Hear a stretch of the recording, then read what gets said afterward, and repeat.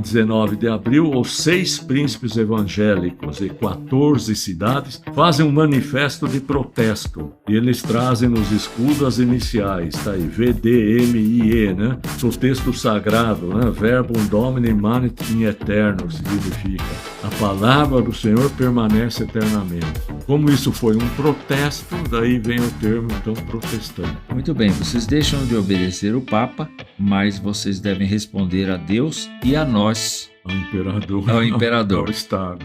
Sempre se argumenta como é que Cristo, tendo um corpo só, pode estar em diversas igrejas diferentes, presente na ceia. Olá, eu sou Wilson do Amaral Filho, pastor da Igreja Presbiteriana de Jundiaí, e você está no podcast História da Reforma Protestante, um apanhado de muitas coisas que aconteceram durante o período da Reforma Protestante e todas elas assim capturadas pela pesquisa muito bem feita do presbítero Vlander Zickel. Tem mais de 30 anos nesse ministério de ensinar a nossa igreja a respeito da Reforma Protestante. E nós vamos continuar nos assuntos que vimos tratando nestes episódios todos. Boa tarde, presbítero Vlander. Boa tarde a todos. Vamos dar continuidade, então. Vamos. No último episódio, então, nós falamos um pouco sobre a revolta dos camponeses, dos nobres, né? E um outro fato que acontece, por exemplo, vamos dizer, nessa década aí, né? Em 1521, por exemplo, ocorre o falecimento do Papa Leão X, que era justamente aquele que causou todo esse problema, o algoz, né, vamos dizer assim, do próprio Lutero. E tem um acontecimento que fica aí também registrado, né? Tem um poeta Sanazzaro, né?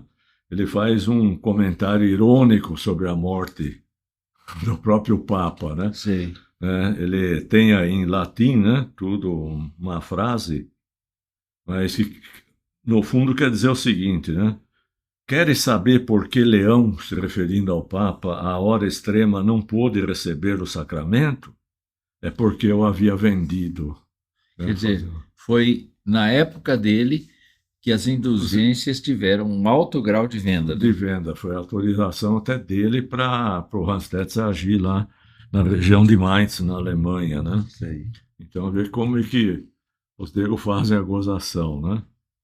E Lutero, ainda também, devido à revolta dos camponeses, ele também manda, né, um documento ali para a nobreza, dizendo o seguinte: não temos ninguém mais na terra a agradecer por essa desastrosa rebelião, sendo vocês príncipes e lordes, como governantes temporais, vocês não fazem nada além de enganar e roubar o povo, para que possam levar uma vida de luxo e extravagância. O povo comum não suporta mais. Então, você vê que ele... Hoje, com o uso da internet, a gente não está vendo apenas os reformadores falando isso. Qualquer influencer está falando isso. Está falando isso. Não é? Exatamente. A situação lamentável da vida humana. Da vida humana.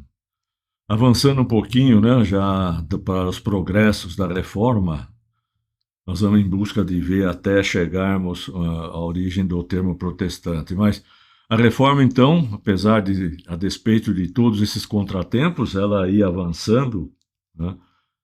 Por exemplo, em alguns estados alemães, né, eles chegaram, inclusive, a pedir a abolição da missa, suspensão, cancelamento, também do culto aos santos, da supremacia do Papa, do reconhecimento apenas de 2 sacramentos, batismo e Eucaristia lembrando a comunhão, né? Sim. Em 1524 já havia adeptos da reforma na França, Dinamarca, Suécia e Holanda, né? Países Baixos. Sim. Em 1523 já surgiram os primeiros mártires da reforma, né? Os frades agostinianos Henrique Feuze e João Esch, queimados em Bruxelas. E Lutero homenageou-os com o seu primeiro hino. Foi feito em homenagem aos 2 que foram queimados aí, né? Uhum. Também nesse mesmo ano por instigação do cardeal Campeggio, foi realizada a segunda dieta de Nuremberg, né? Sempre Nuremberg também, né? Que exigia a execução do Edito de Worms. Ele está cobrando. Quer dizer, tem que acontecer, tem que acontecer. Tem que ser oficializado e preso, Lutero, né? Então, o Edito de Worms tinha a ver com a prisão de Lutero Com a também. prisão de Lutero, a excomunhão Sim. e prisão de Lutero, né? E ele reclama que isso não aconteceu ainda. Ainda ele está forçando, né? E teve adesão, vejam só, dos duques da Baviera e da maioria dos bispos da região central da Alemanha. Por que da Baviera? Bom, a Bavária, também, como nós falamos, é o maior estado alemão e é no sul. E é o que faz fronteira com a Áustria e depois com a própria Itália. Então, a influência do catolicismo, devido até à proximidade, Lá é muito mais forte. Muito grande, né? Os austríacos, por exemplo, eu creio que no mínimo 90% dos austríacos, se eles definem ainda tendo religião, seria o catolicismo. É para ver.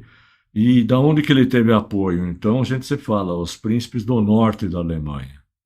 Aí é que deram a sustentação, né? Esse objetivo do pessoal do Sul aí era realmente de abafar a reforma, né? Sim. E isso vai influenciar mais tarde, né? Ficou assim, a Alemanha dividida em duas facções, o Norte e o Sul, já antevendo os horrores que ocorreriam na Guerra dos 30 Anos, que vem mais ou menos 100 anos depois desses acontecimentos, 1600 e pouco, né? A gente tem depois marcado, posso ver, mas é quase que 100 anos após, dura 30 anos em princípio, pega não só a Alemanha, pega a Europa, principalmente a Europa Central, e mistura aí, tem problemas políticos e brigas religiosas mesmo, entre catolicismo e já o protestantismo, né? Uhum. A reforma, como nós vimos aí, teve grande adesão pelos príncipes do norte da Alemanha, né?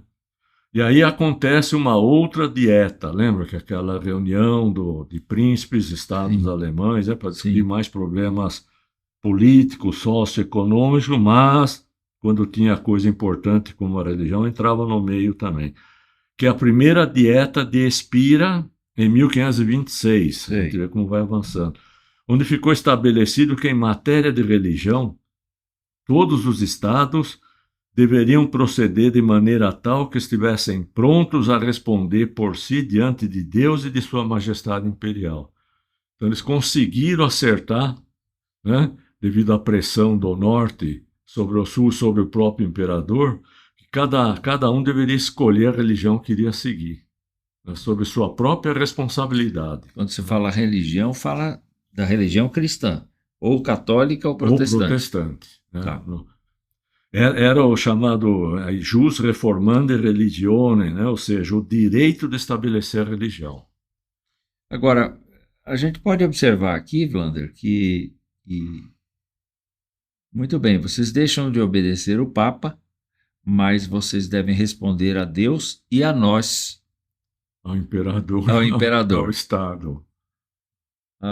Isso não é necessariamente uma motivação religiosa, né? Por simpatia ao movimento em si. Não. É uma disputa de poder, continua sendo disputa de poder, simples assim. Mesmo porque tinha interesse o pessoal do Norte a não ter, vamos dizer assim, aliança mais com o papado. Sei. Então era interessante para eles manter um grupo separado do catolicismo. É porque o papado pretendia ser intervencionista, né? Sim, e a gente tem que lembrar que o papado ele tinha ainda cerca de 25% do território italiano, como nós conhecemos a Itália hoje, pertencia ao Estado papal ou Estados de terras de São Pedro. Sei. Que a gente vê, e hoje eles ficaram restritos só àquela área do Vaticano. Do Vaticano. Né, devido aos tratados que foram acontecendo. Tá? Ok. Em 1529 acontece uma segunda dieta de Spira. Então, 3 anos depois, e o que eles fazem? Eles tentam cancelar o acordo da primeira, de 1526. Ou seja, ninguém mais poderia se converter vamos dizer assim, ao luteranismo. Tinha que manter a fé católica. Estava proibido qualquer súdito em adotar nova postura, nova nomenclatura religiosa, vamos dizer assim. Né? E aí, isso acontece, se nós olharmos mais para frente, só para saber, acontece em 15 de março de 1529, a qual estabelecia que a hierarquia romanista deveria ser restabelecida e que nenhum súdito católico poderia daí em diante abraçar o luteranismo. Tá? Nenhuma nova conversão seria permitida. Por quê? Porque o imperador havia feito as pazes com o Papa. Entendi. Tá? E derrotado a França, e pensou que esse era o momento apropriado para subjugar a heresia religiosa, que eles chamavam, né? Que se havia intitulado com a reforma promovida por Lutero e seus seguidores. Né? E como reação, aí, os príncipes luteranos, membros da Dieta, levam o nome protesto, que vai dar o nome de protestante. Então, da onde vem? Bom, voltando aqui um pouco, né? Nós vimos em 15 de março de 1529, o pessoal tenta cancelar o que foi estabelecido na primeira dieta em 1526. Pouco mais de um mês depois, né, em abril, acho que foi 19 de abril de 1529, ocorre uma reação. Em 19 de abril, os 6 príncipes evangélicos e 14 cidades fazem um manifesto de protesto. E eles trazem nos escudos as iniciais, tá aí, VDMIE, né? Do texto sagrado, né? Verbum Domini manet in eterno, que significa a palavra do Senhor permanece eternamente. Como isso foi um protesto, daí vem o termo, então, protestante. Tá certo. Então foi só a partir de abril de 1529 que se configura o termo protestante. Mas ainda entenda-se protestante como sendo os que estavam seguindo Lutero. Vai dar origem ao luteranismo, então. Né? E para se a gente observar aí acho que é o próximo slide, tem uma figura aí, né? A oposição à reforma. Nossa, é um quadro dantesco, né? Fica na página 145, você que está nos acompanhando, pode olhar a página 145 da nossa apostila. Que diz, né, tá mais ou menos o seguinte, que a oposição não foi inferior, né, menor que a polêmica da reforma. Né? Aqui a gente vê Lutero, para ver Lutero aqui, ele sendo como que manipulado pelo diabo, né? Como se ele fosse uma gaita de fole. Então a gente vê o diabo assoprando nos ouvidos de Lutero, e daí, através das narinas de Lutero, sai o quê? Sai o que seria a motivação da reforma, para ver como é que era pesado o negócio, né? Uma coisa feia, né? E, na verdade, você só tem a cabeça de Lutero, né? Só. O corpo não aparece aí. A gente vê uma figura demoníaca, né? Também como pintava o demônio como uma coisa monstruosa, né? É verdade. E nem sempre ele se apresenta assim, nós já vimos. Não. Né? A Bíblia fala que ele se apresenta como anjo de luz. Né? E se fosse sempre assim, o pessoal fugiria mais rapidamente. Né? Mas tem gente que gosta daquela... configura o diabo de forma horrenda e o adora. Assim, né? Sim. São satanistas. Né? Então nós vimos a origem do nome protestante. Né?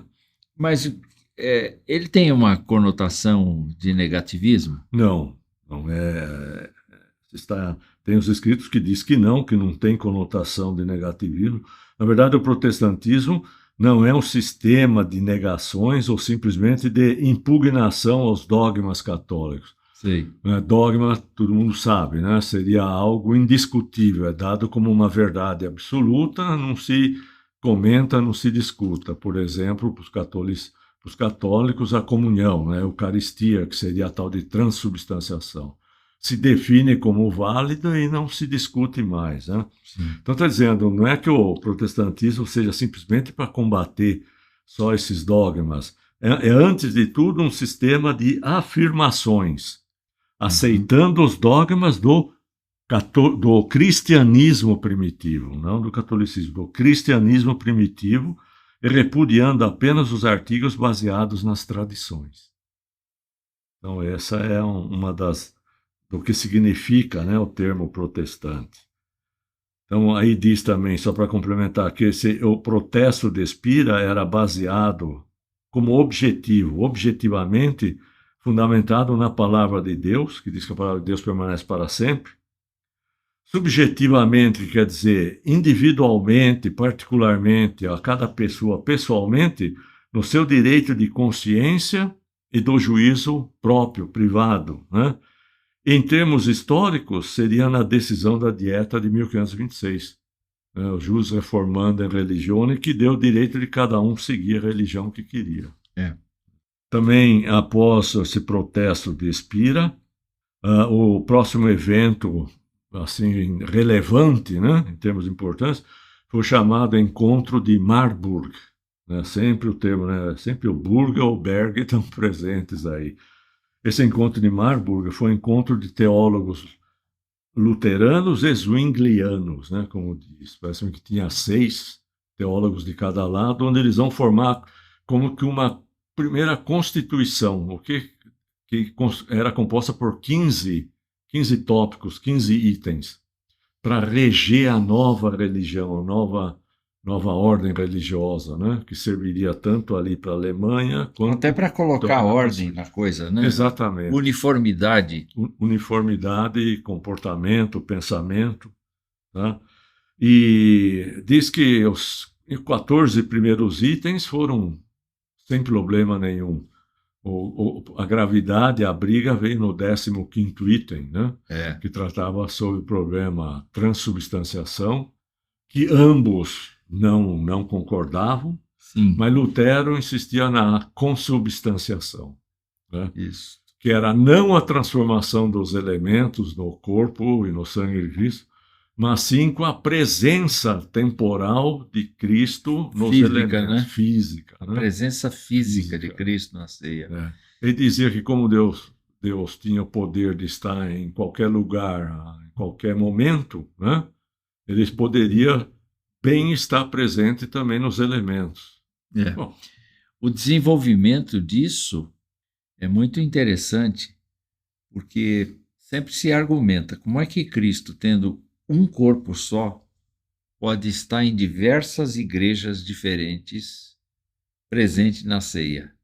Então, o consenso dos reformados da Segunda Reforma era o consenso de que Cristo estava presente na ceia em todos os lugares, espiritualmente, por meio do Espírito Santo. E não fisicamente. E não fisicamente, como queria Lutero. Exato. E, bom, eles acabam até assinando depois, né, o documento, mas diz que foi...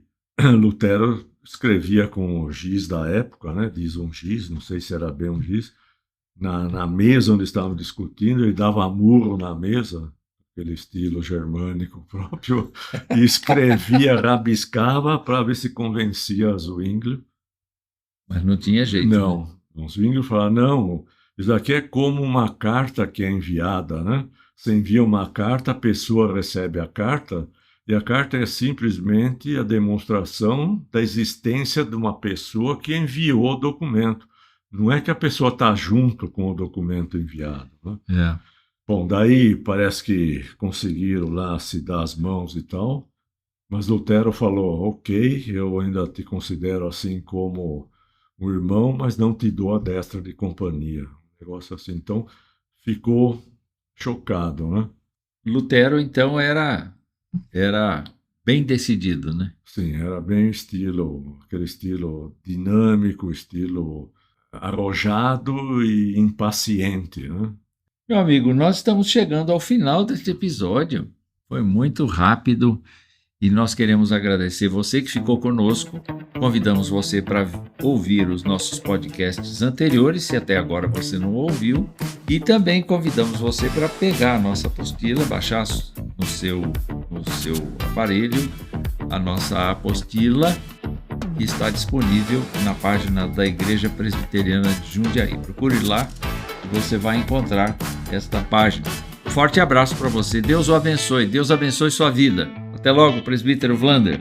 Até logo a todos. No próximo episódio nós vamos falar sobre a família de Lutero e como é que as coisas progrediram depois na Reforma. Obrigado pela atenção. Até mais.